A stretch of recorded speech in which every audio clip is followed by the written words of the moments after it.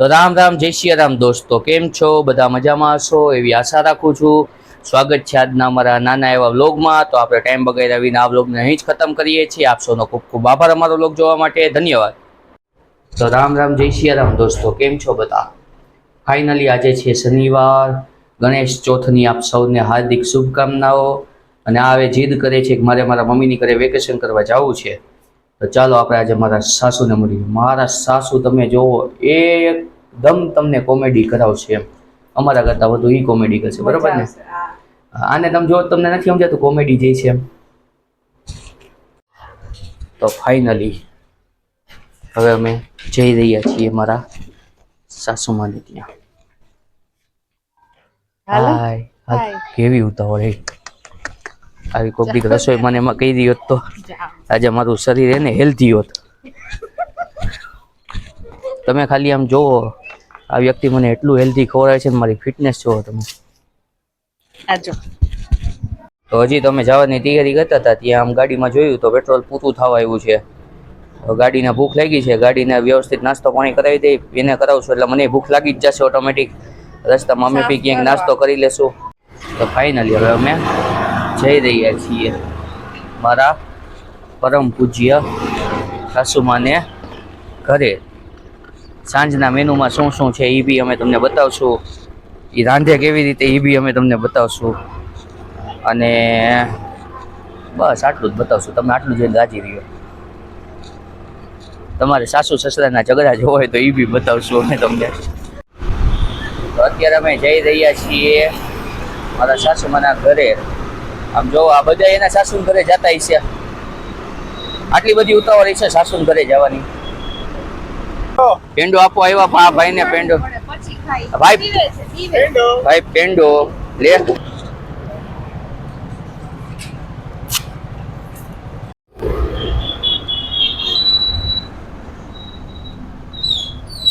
હાલે.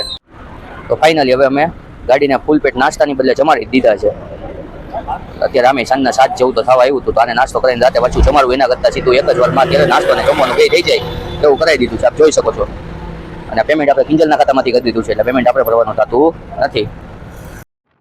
પછી રસ્તામાં આ ભાઈ સાયકલવાળા ભાઈ અમારી સાથે રેસ લગાવી રહ્યા હતા, જે અમારી આગળ નીકળી ચૂક્યા છે.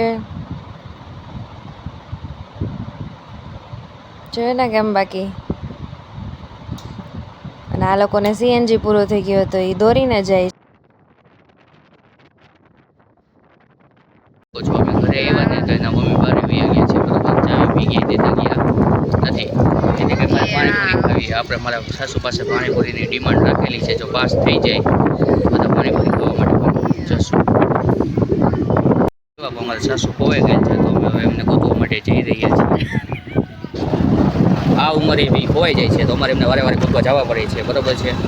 એટલે જ અમે એમને કહી છીએ કે ઉંમર થઈ જાય ને તડકો જાજુ થાય મારે ન જવાય. આપ જોજો, અમે એ જોશે ને એટલે હેતભાઈ જશે, હેપતાઈ જશે. સોય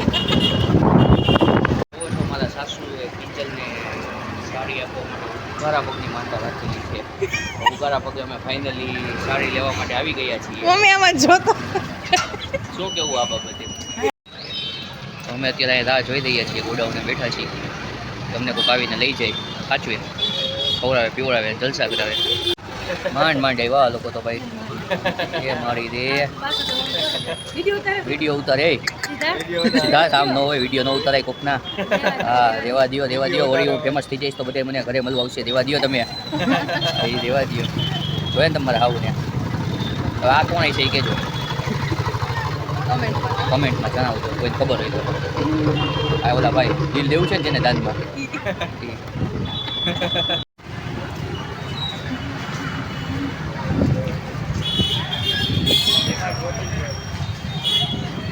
ક્યાં પહોંચ્યા? એમ ફાઇનલી અમે હવે પહોંચી ગયા છીએ ડીમાર્ટે. મારા સાસુ એમનું બેગ પેક કરાવવા ગયા છે ને મારા ભૂલાઈ ગયું ગજની છે. આપણે એક લઈ જ લેવાનું, આંખ બંધ કરીને. આમાં ઊભું જ નહીં દેવાનું, બરોબર ને? તે તો વેજ ને? ઓકે. એ જો ગ્રીન કલર લખતો એટલે વેજ. ગડુભાઈ લેવું છે ને? હા. તો ખરીદી અમે સ્ટાર્ટ કરી દીધી છે. લે તું આ ભાઈ અહીં રખડતા જોયેલા ભાઈ. આ ભાઈ આપણને અહીંયા ડીમાર્ટની અંદર ભેગા થઈ ગયા છે. કોઈ ઓળખતું હોય તો આ ભાઈને પાછા કમેન્ટમાં નામ કહેજો. બરોબર, શું વસ્તુ લેવાય ભાઈ? બરાબર, તમને કેમેરો બેક સાઈડમાં કરીને બતાવે. આ જો આ ભૂખની બારસ જો બધા હું ભાઈ ભૂલી જશે એટલે યાદ નથી રહેતું ને બધામાં હોવાના ખાવી પડે. આ ભૂખની બારસ જોવો તમે, નકરી વેફરો કોલ્ડ ડ્રિંક્સ ને એટલે આ બધી ખાતો ન જ યાદ રહે ને મોટા. ભેગા થઈ ગયા છે તો હવે આપણે એની ભેગા શૂટિંગ ચાલુ રાખશું અને ખરીદીમાં એને હવે કેમેરો પકડી દો. આપણા કેમેરામેન તરીકે આપણને ભેગા થઈ ગયા એના જેવું થયું. આ તો ભાઈ આપનો ખૂબ ખૂબ આભાર. આવીને આવી રીતે ભટકતા રહ્યો ભાઈ, ઉપર ન મળતો બસ અહીંયા મળે નો વાંધો નહીં. બરોબર, શું કહેવા માગો છો આપ? શું કહે છે મારા સાસુ? આપ જોઈ શકો છો કે આ છે ને હોમ શેફ વાળાનું નો ઓનિયન નો ગાર્લિક ટોમેટો કેચઅપ છે. એટલે મારા સાસુનું કેવું એમ છે કે સારું નહીં હોય ને ટૂંકમાં એમ.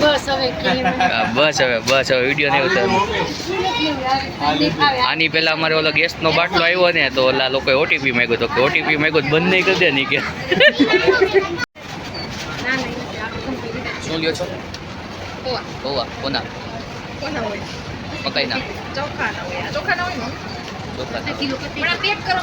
નહીં, આ ચોખાના પૌવા નહીં. આ પૌવા ચોખાના તમને કહું, આ પૌવા ચોખાના આવે તો ગંદાના ક્યાં હોય?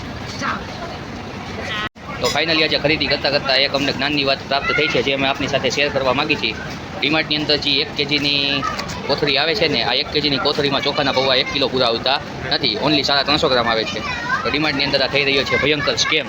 1 કિલોના પેકેટની અંદર 1 કિલો પૌવા પૂરા આવતા નથી. આખી કોથળી ભરાય ત્યારે માંડ 350 ગ્રામ 400 ગ્રામ થાય છે.